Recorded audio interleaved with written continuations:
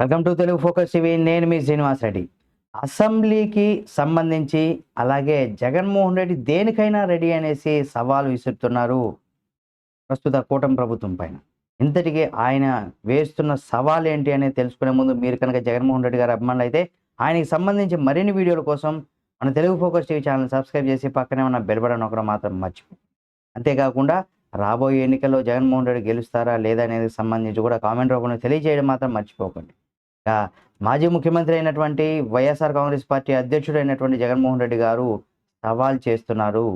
ఎందుకంటే అనర్హత వేయడం వీళ్ళ చేతుల్లో లేదనేసి కూడా వ్యాఖ్యానిస్తున్నారు. అంటే కూటమి ప్రభుత్వం చేతుల్లో లేదు, హైకోర్టుకు వెళ్ళాం, కోర్టుకు వెళితే అసెంబ్లీలో మాకు ప్రతిపక్ష హోదా ఇవ్వాల్సిందే, ఇవ్వకుండా ఆపలేరు, ప్రతిపక్షంతో సభలో మాట్లాడాలి, వారు లేవనెత్తేటువంటి అంశాల ద్వారా తమకు తప్పులు సరిదిద్దుకోవాలనేసి కూడా, అంటే కూటమి ప్రభుత్వం ఏవైనా లేవనెత్తేటువంటి అంశాలకు దానికి సంబంధించి కూడా ఆ తప్పులు ఏవైనా ఉంటే ఆ తప్పులకు సంబంధించి మేము సరిదిద్దుకోవాలి, లేదు మీరు కూడా ఏవైనా తప్పులు చేస్తే మేము దానికి సంబంధించి ప్రశ్నించినప్పుడు ఆ తప్పులను కూడా మీరు కూడా సరిదిద్దుకోవాలి, దానిపైన ధ్యాస పెట్టాలి ప్రభుత్వం అనేసి కూడా చెప్పుకొచ్చారు. 40% ఓట్లు వేసిన ప్రజలు మాకు ప్రతిపక్ష హోదా ఇస్తే సభలో మాత్రం మాకు ఆ హోదా ఎందుకు ఇవ్వరు, సభలో మాకు మాకు దక్కదా ప్రతిపక్ష హోదా అంటూ కూడా చెప్పుకొస్తున్నారు.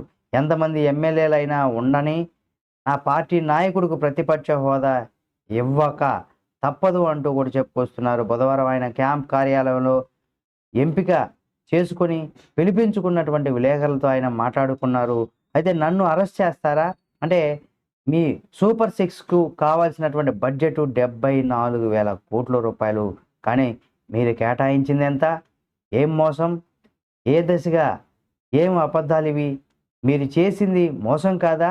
మీరు చెప్పేవి అబద్ధాలు కావా? మీ మీద 420 కేసు పెడతా, ఇదే వ్యవస్థీకృత నేరం కాదా అంటూ కూడా చెప్పుకొచ్చారు.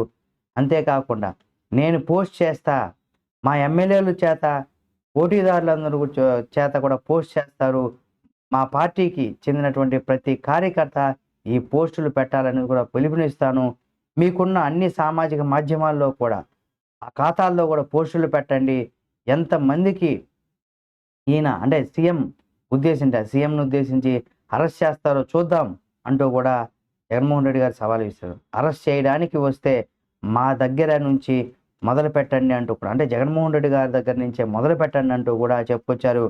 ఇక అలాగే విలేకరులు మీ సోదరు గురించి ఇక్కడ ఆయన అడిగిన విలేకరులు షర్మిల గారి గురించి ఆమె చేసినటువంటి కామెంట్స్ గురించి విలేకరులు అడిగితే, ఇక్కడ మా సోదరు గురించి ఇక్కడ అవసరం లేదు, అసెంబ్లీకి వెళ్ళకపోతే ఎమ్మెల్యే పదవికి రాజీనామా చేయాలన్న షర్మిల డిమాండ్ గురించి విలేకరులు ప్రశ్నించగా, నా సోదరి గురించి ఇక్కడ మాట్లాడొద్దు, వారికి 1.7% ఓట్ షేర్ మాత్రమే ఉంది, రాష్ట్రంలో కాంగ్రెస్ అస్తిత్వమే లేదు కూడా, వారి గురించి మాట్లాడాల్సినటువంటి అవసరం లేదనేసి కూడా జగన్మోహన్ రెడ్డి గారు వ్యాఖ్యానించారు. అంతేకాకుండా ఇక 14 లక్షల కోట్ల అప్పు ఏది అనేసి కూడా దానికి సంబంధించి ప్రశ్నించినప్పుడు, ఎన్నికల ముందు జగన్ రాష్ట్రాన్ని అప్పుల పాలు చేశారని, శ్రీలంకకు చేశారంటూ కూడా చంద్రబాబు, పవన్ కళ్యాణ్ గారు పురంధేశ్వరి పథకం ప్రకారం మా పైన బురద జల్లారని కూడా చెప్పుకొచ్చారు.